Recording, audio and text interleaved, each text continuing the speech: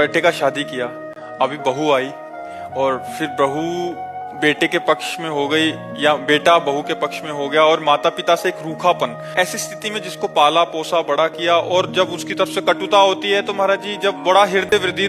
आपकी समस्या नहीं है, बहुत माता पिताओं की समस्या है। कोई विशेष श्रद्धावान अपने ऐसे माता पिता की सेवा कर पाता है, नहीं तो बहू सास को पीट रही है, बेटा माँ पिता को मार रहा है लात डंडों थप्पड़ों से। बेटा और बहू भी तो एक दिन बूढ़े होंगे। हाँ, देखो, अगर हम अपने माता पिता को कष्ट देते हैं तो हमारे जो पुत्र होंगे वो हमको उससे 100 गुना बढ़ के कष्ट देंगे, क्योंकि वो ब्याज भी तो मिलेगा।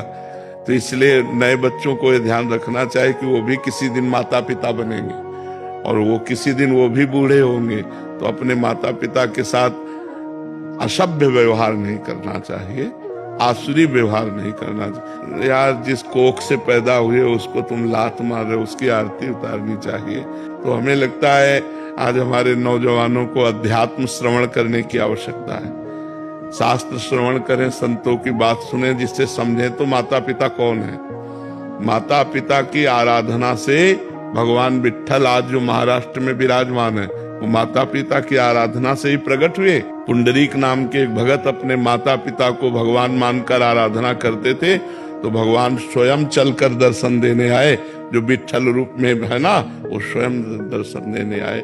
माता पिता की आराधना भगवान की आराधना है, पर कलयुगी बच्चे नहीं समझ पा रहे हैं। वो अपने माता पिता को दुख दे रहे, तो उनके बच्चे उनको दुख देंगे। पक्का समझो, ब्याज सहित मिलेगा यहाँ सब कुछ। ब्याज लोग कितनी देर टिकोगे? अब जाना है, अब कहाँ जाना है पता नहीं है।